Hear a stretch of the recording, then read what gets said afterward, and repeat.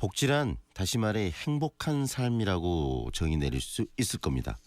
특히 고령 사회를 넘어 초고령 사회로 진입하고 있고 우리 한국 사회 말의 이야기입니다. OECD 국가 중 또 가장 낮은 출산율을 기록하고 있는 우리나라는 제대로 된 복지 정책 대단히 중요할 겁니다. 오늘은 대선 후보들의 복지 공약을 점검해 보고 또 그 공약들이 얼마나 실현 가능한 것인가에 대한 전문가 의견도 들어보겠습니다. 광주대학교 사회복지학부 이용교 교수와 함께합니다. 안녕하세요, 교수님. 네, 안녕하십니까. 네, 어제 저희 대선 후보들 토론이 저녁 늦게 있었는데요. 스탠딩 토론이었고 굉장히 치열하게 서로를 검증하는 시간을 가졌는데 교수님도 혹시 그 방송 보셨습니까? 네, 잘 봤습니다. 네, 어떤 느낌 드셨어요? 각 후보들이 국민들의 마음을 얻기 위해서 노력하고 있는 걸 알 수 있었고요. 네. 또 아무래도 유력 후보를 중심으로 해서 검증이 치열하게 이루어진 걸 살펴보았습니다. 네, 어제도 이 복지 공약에 관한 그 토론도 많이 있었는데 특히 예산 문제에 대한 이야기들이 굉장히 많더라고요. 재원. 네, 그렇습니다. 네. 먼저 이 복지가 왜 우리 사회에 중요한지 그리고 복지 공약들이 그래서 왜 이 후보들이 이야기를 하는지에 대해서 먼저 짧게 이야기를 하고 좀 들어가 볼까요? 예, 지금 유엔에서는 노인 인구가 14% 이상이 되면 고령 사회라고 하는데요. 네. 우리나라는 올해 이제 고령 사회에 접어들고 또 10년만 지나면 이제 20%가 넘는 초고령 사회가 됩니다. 네. 그런데 현재 노인들이 아시다시피 지구촌에서 지금 선진국가 중에서는 가장 좀 어려운 상황입니다. 전체 노인의 약 반이 가난하고 네. 이건 그 OECD 평균의 4배에 이르기 때문에 네. 노인 문제가 심각하죠. 네. 또한 한편으로는 합계 출산율이 지금 1.2명대로 아마 싱가포르 다음으로는 가장 초저출산 국가인데요. 이게 네. 지금 10년 이상 동안 지속되고 있기 때문에 한쪽으로는 고령화, 다른 한쪽으로는 초저출산이 이루어져서 양쪽으로 복지가 지금 필요한 상황입니다. 네. 결국은 지금 노인 문제도 심각해지고 그다음에 또 이 저출산 문제 때문에 양쪽 다 문제가 크기 때문에 그런 부분들을 복지 정책으로 커버를 할 수밖에 없다. 그래서 복지가 중요하고 공약을 꼼꼼히 살펴야 된다는 말씀이신데요. 네, 더불어 각 후보들의 그런 복지 공약을 좀 점검을 바로 좀 들어갔으면 좋겠습니다. 더불어민주당 문재인 후보의 공약부터 좀 이야기를 해볼까요? 문재인 후보. 예. 네. 복지 그러면 우리가 사회보험, 공공부조, 사회서비스 이렇게 다 이렇게 다루어서 얘기하는데요. 네. 아무래도 이렇게 비교를 하려면은 저는 이 기초연금, 또 네. 아동수당, 또 요즘 논란이 많이 되는 최저임금을 중심으로 얘기하려고 하는데요. 네.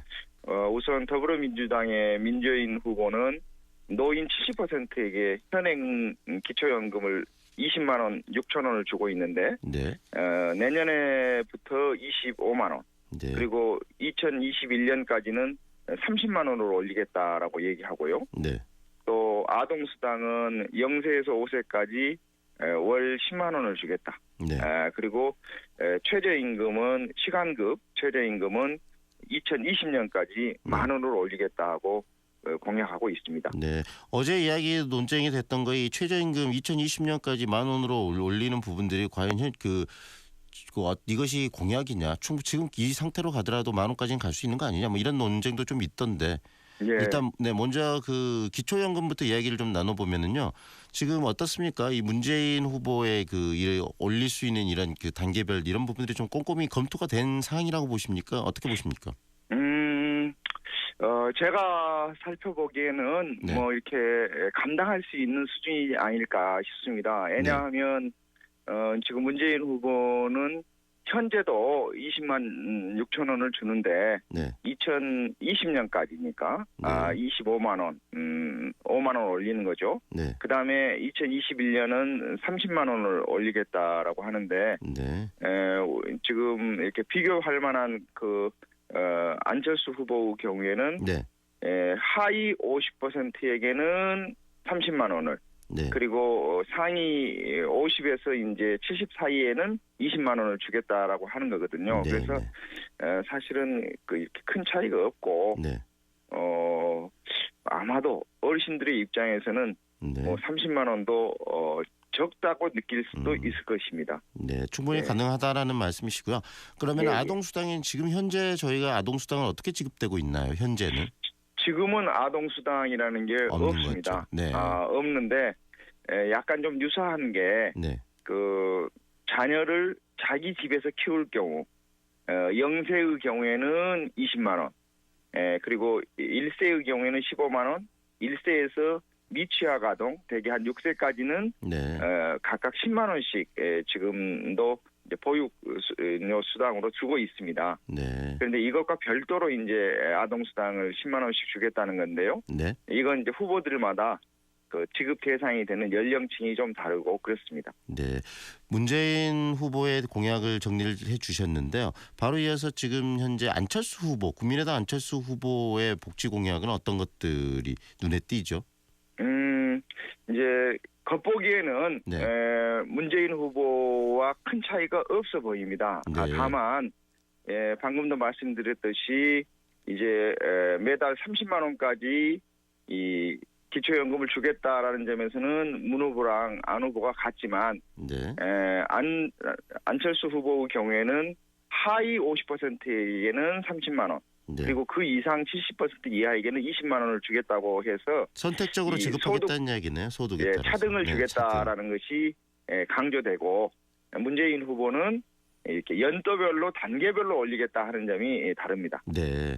아동수당이나 그 부분은 어떻습니까? 안철수 후보. 아동수당은 안철수 후보의 경우에는 대상을 11세까지 이렇게 대상을 넓히겠다 하는 점에서는 문재인 후보보다 좀 다소 적극적이고, 네, 그 대신 모든 아동에게 주겠다는 것이 아니라 하위 80% 가정에게 10만 원씩 주겠다 하는 점에서 약간 이렇게 보편적인 부분보다는 판별을 좀 한다는 점에서 차이가 있습니다. 최저임금 부분은 어떻습니까? 최저임금의 경우에는